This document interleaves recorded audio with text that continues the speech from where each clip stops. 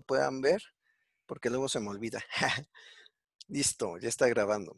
Ok, pues bueno, hermanos, vamos a dar un pequeño resumen de lo que vimos la vez pasada, para saber qué es lo que vamos a hacer y por qué vamos a hacer lo que ahorita tenemos planeado a través del estudio de a 8 semanas.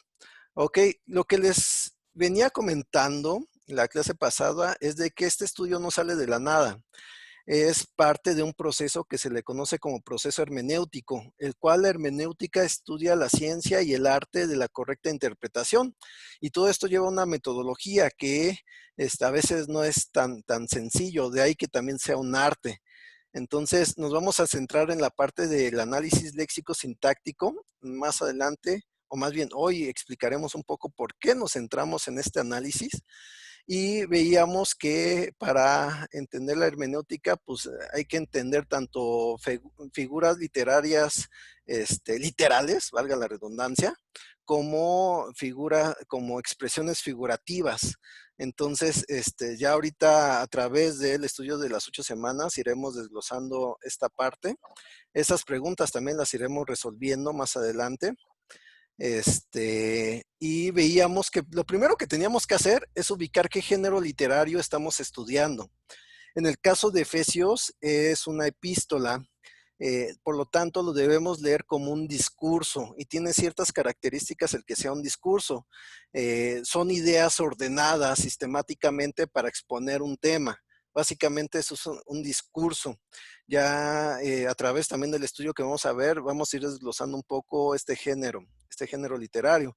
Veamos la importancia de estudiar diferentes versiones de la Biblia. Y a través del estudio de 8 semanas vamos a ver diferentes versiones. Y vamos a leer varias veces la epístola de los Efesios. Esta primera semana la debimos haber leído mínimo 2 veces. Van a darse cuenta que las vamos a leer varias veces en diferentes versiones y eso nos va a ayudar a clarificar mejor la idea que tenía el escritor al escribir esta carta. Este es un ejemplo de bosquejo, lo vamos a ver también un poco más adelante el día de hoy. Y pues bueno, también veíamos cómo esquematizar. Esto no lo van a hacer ustedes, pero me va a ayudar de ilustración para una de las actividades que vamos a hacer en la semana. Les comentaba que hay diferentes herramientas para que si no tienen diferentes versiones impresas puedan meterse a internet y ahí en línea hay diferentes versiones, también por medio de aplicaciones de teléfonos celulares como YouVersion, ¿vale? A ver, denme un poco de chance, voy a volver a silenciar porque por ahí se escuchó un sonidito. Eh, eh, eh, eh. Silenciar todos. Y listo, ok. Entonces, veíamos un ejemplo de una escritura en Efesios acerca de Efesios capítulo 2, versículo 6, donde dice, en unión con Cristo Jesús, Dios nos resucitó y nos hizo sentar con Él en las regiones celestiales. Veíamos que había 3 posibles interpretaciones, mínimo 3 posibles interpretaciones. Entonces hicimos un análisis revisando primero cómo estaba constituido el texto. Y algo que nos va a ayudar en todo este ejercicio es estarnos haciendo preguntas, es estar preguntándonos qué es lo que nos quiere decir el texto y por qué están las palabras que están ahí escritas. Entonces veíamos que de este solo versículo podíamos hacer mínimo unas 15 preguntas. También vimos diferentes versiones, vimos también el contexto inmediato y el contexto de la carta. Y con esto pudimos determinar mejor qué significado tenía este versículo, que es el que se refiere en el inciso B, que Dios nos libra del pecado y nos da autoridad como iglesia. Pero nada más leyendo el versículo sin ningún contexto, sin hacer ningún ejercicio, es difícil llegar a esta interpretación porque necesitamos más información. Entonces, esta información está en la misma carta a los Efesios y es lo que necesitamos hacer. Por eso, lo primero que hicimos en la semana que pasó fue leer todo lo que, de corrido, toda la carta a los Efesios y ahorita voy a explicar por qué. Ok, vamos a comenzar entonces con esta parte. ¿Por qué lo que vamos a hacer se le conoce como estudio inductivo? ¿No les llamó la atención esta palabra de inductivo? ¿Qué significa? Pues bueno, esta palabra de estudio inductivo tiene que ver con que estudiemos las escrituras sin ir a fuentes externas de las propias escrituras. Esto es, que entendamos el significado propiamente estudiando las escrituras. Eh, y de ahí que para hacerlo de esa manera, y la mayoría de las escrituras se pueden interpretar correctamente haciendo este tipo de estudio, pues bueno, se requiere que nosotros aprendamos a estudiar bien las escrituras, que aprendamos a leer bien, de ahí que nos centremos en la parte de una buena lectura, de un estudio gramático, léxico, sintáctico de las oraciones. Se oye complicado todos estos términos, sin embargo, pues básicamente es saber leer bien, es interpretar correctamente las palabras en su contexto, es hacernos preguntas como las que nos hacían en primaria o en secundaria, de cómo desglosar el texto, de quién es el sujeto, cuál es el predicado, de cuál es el adjetivo calificativo, de cuál es el adverbio, y todo esto que vamos a tener que estar recordando en nuestras clases de español para empezar a tener una lectura de comprensión y así no caer en una interpretación incorrecta. Pues bueno, eso es un estudio inductivo, que el significado lo vamos a entender propiamente estudiando las meras escrituras y no de alguna fuente externa. ¿Ok? Este estudio, pues se basa en tres principios, que es el de la observación, la interpretación y la aplicación.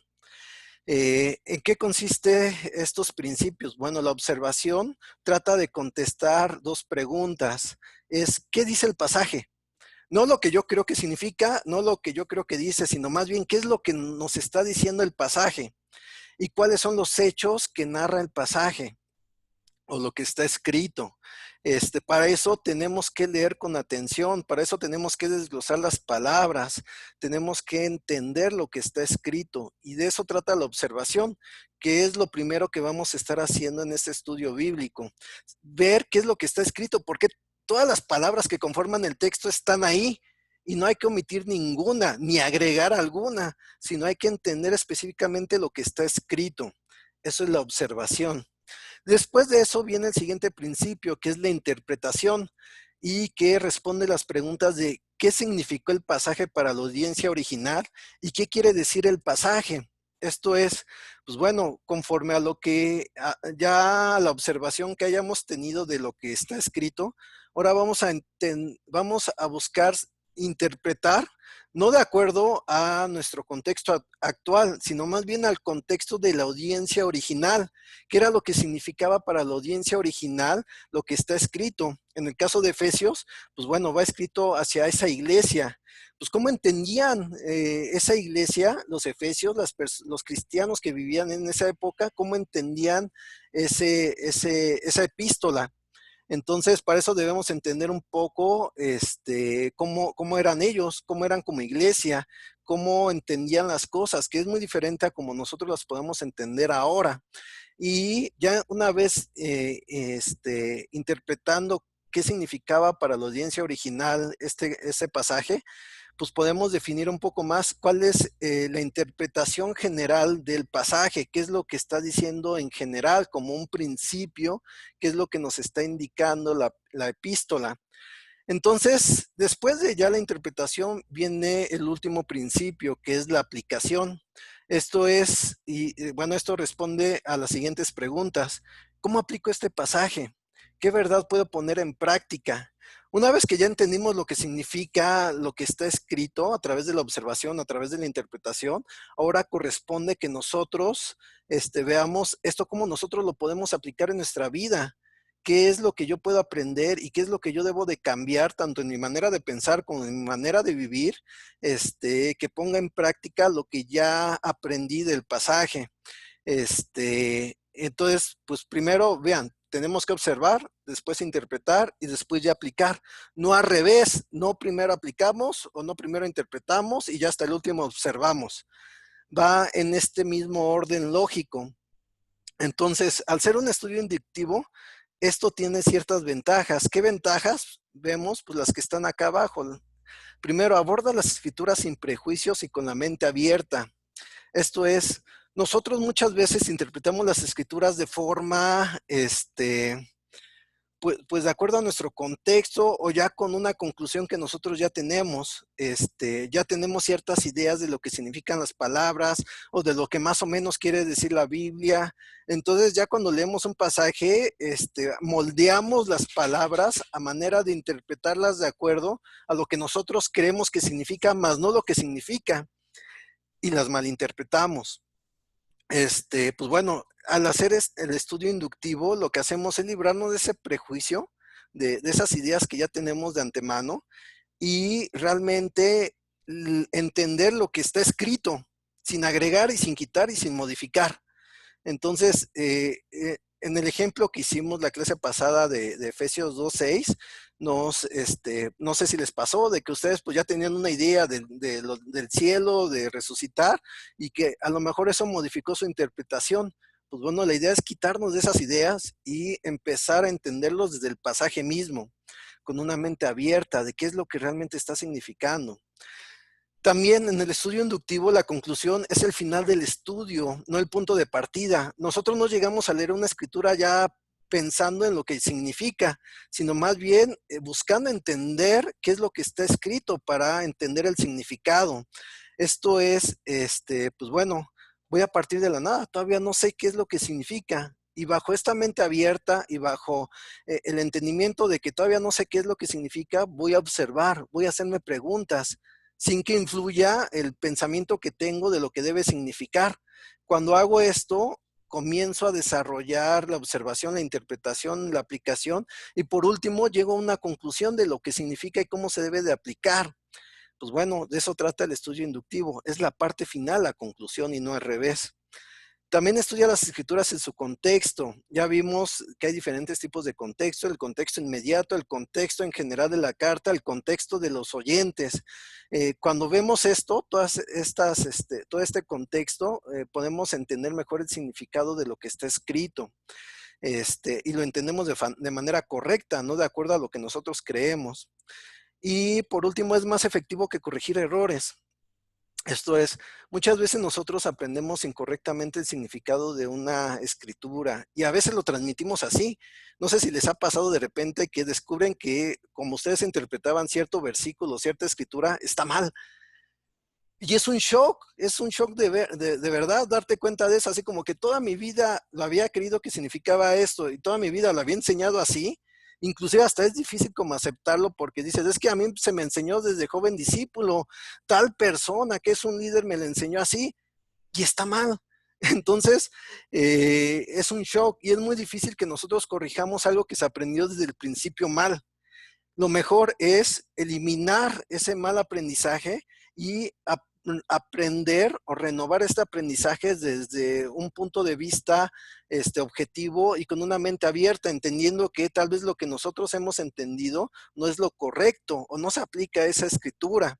Entonces es mejor entender desde el principio la escritura de forma correcta que corregir malas interpretaciones o errores. Y el estudio inductivo nos ayuda entonces a partir desde cero para poder entender correctamente las escrituras.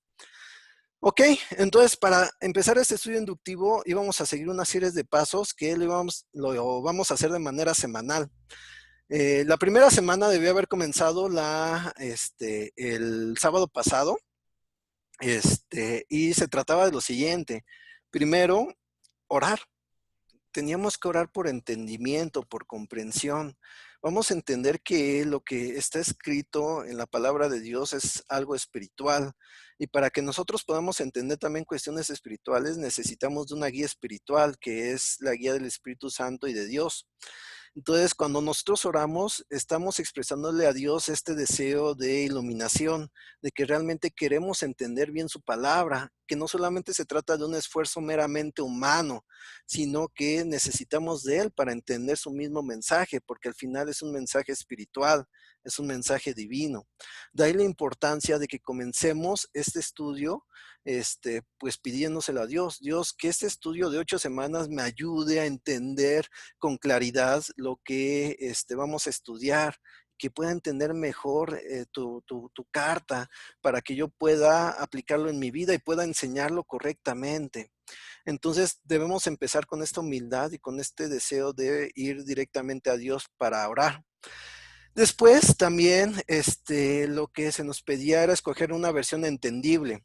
En la clase pasada veíamos que hay hay tres diferentes grupos de traducciones o de versiones. Versiones más literales, versiones dinámicas y versiones parafraseadas. Yo no recomendaría una versión parafraseada, sin embargo, las versiones dinámicas y literales son muy útiles para el estudio. En esta ocasión, leer una versión entendible tendría que ser una versión dinámica que tradujera toda la idea o el concepto a manera comprensible. Entonces, dentro de esas traducciones podría ser la Dios habla hoy, la NBI, la NTV, inclusive la del lenguaje actual. Particularmente a mí no me termina de gustar, pero pues bueno, es una traducción que también maneja este principio. Hay diferentes versiones así, la Biblia para todos, la Biblia al día, creo que se llama otra. Son versiones de lenguaje sencillo, donde está un poco parafraseado, pero en realidad están tratando de traducir toda la idea, aunque no se apegue a las palabras originales. Todo esto para entender la idea general del libro. ¿Por qué leerla de una sola vez y en voz alta? Porque la mayoría de los libros de la Biblia fueron escritos para que así se leyeran, en particular las epístolas. La idea de cuando Pablo escribía una epístola era tratar de solucionar algo. Y esto me arroja un concepto que ustedes deben tener muy en cuenta, que lo voy a repetir constantemente, que es el concepto de la ocasión. Toda carta que está en la Biblia no fue de repente que Dios haya inspirado por medio del Espíritu Santo a las personas y como que no estaban pensando en nada. Ay, voy a escribir una carta para reforzar principios espirituales a los cristianos. Realmente todas las cartas que están en el Nuevo Testamento sí fueron inspiradas por el Espíritu Santo, pero el autor tenía en cuenta ciertas situaciones al momento de escribirlas y por eso las escribió. Estas situaciones que tenía en cuenta y que motivó al autor a hacer este escrito se le conoce como la ocasión. ¿Qué es lo que provoca o qué es lo que motiva al escritor escribir esa carta? Y cada carta tiene su ocasión, pues tiene una motivación específica del autor al momento de escribirla. La idea del autor es precisamente de que una vez llegada esta carta a la iglesia, sea leída de una sola vez en público ante toda la iglesia. De ahí que nosotros lo hagamos de la misma manera, entendamos todo el mensaje de la carta de un jalón. Más adelante vamos a ir especificando cómo desglosar y analizar las oraciones, pero ese es el propósito de las cartas, que se lean de una sola vez para toda la comunidad en voz alta. Entonces, por eso es lo primero que vamos a estar haciendo, para entender el mensaje en general. Ok, una vez que ya hicimos esto, lo siguiente que teníamos que hacer era leer ya un poco más tranquilo, en silencio, ya meditando un poco mejor lo que está escrito, también en una versión entendible, en una versión que no sea de difícil comprensión, que no sea tan literal para poderla entender todavía mejor. No sé si les pasa que, sobre todo un texto académico, un texto que no sea una historia, tenemos que ponerle mucha atención para entender qué es lo que está escrito. Si no, se nos va a complicar. Se nos va a complicar el entendimiento de eso. Entonces, por eso, cuando nosotros volvemos a leer ese texto, pues básicamente lo que estamos haciendo es poner un poco más de atención de algo que ya más o menos tenemos la idea de qué trata y esto nos ayuda a que podamos entender mejor el mensaje. Y por último era contestar por qué fue escrito el libro y cuál es el tema principal del libro. Bueno, pues eso es lo que vamos a contestar en un momento. Eh, lo que vamos a hacer entonces es una pequeña interacción entre nosotros. Ya sea que ya hayas empezado a leer el libro de Efesios, o que ya lo hayas leído anteriormente, les voy a pedir que contestemos esta pregunta en grupos. ¿Cómo lo vamos a hacer? Déjenme salir de esta pantalla. Y bueno, esto les comento estas dos preguntas primero porque al contestarla estamos entendiendo entonces qué ocasionó al escritor de Efesios este, el por qué escribió esa carta, por qué fue escrito esa epístola. Cuando nosotros leemos de un jalón todo el mensaje, podemos empezar a intuir, empezar a observar un tema principal o ciertos temas principales que nos lleva a entender mejor por qué el autor de Efesios escribió Efesios hacia esa iglesia. Y la otra, ¿cuál es el tema principal del libro? Aparte de la ocasión, debemos tener en cuenta qué es el propósito del libro. Son diferentes, tanto la ocasión como el propósito. Uno es qué es lo que origina el que alguien escriba la carta y el propósito es a qué quiero llegar al escribirla. Cuando expongo ciertos temas, mi propósito es que vean las cosas de cierta manera. Esto es a lo mejor en el caso, voy a regresar nada más tantito antes de la interacción. Por ejemplo, en el caso de Tito, que aquí tengo desglosado el esquema, se los voy a regresar. Pablo especifica por qué le escribió a Tito.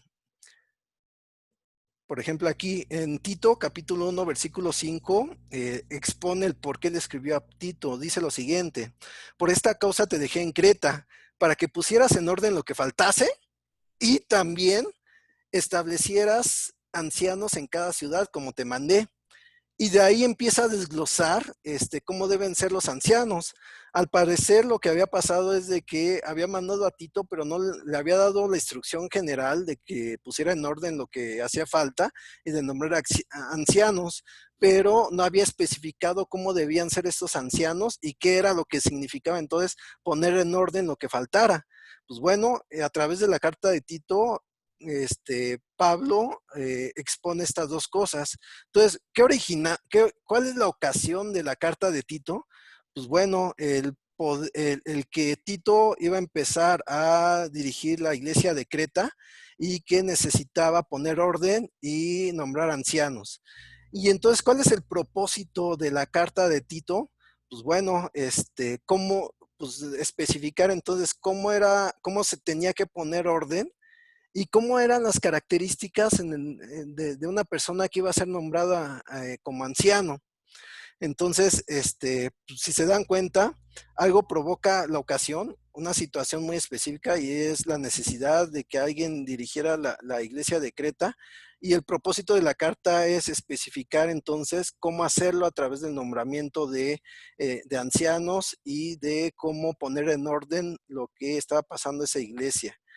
Entonces, pues la carta a los Efesios tiene estos dos aspectos y se contestan con estas dos preguntas. Uno es la ocasión, ¿por qué fue escrito Efesios? Y la segunda es, ¿cuál es el tema principal de Efesios? Que sería el propósito del libro. ¿Ok? Entonces, vamos a regresar.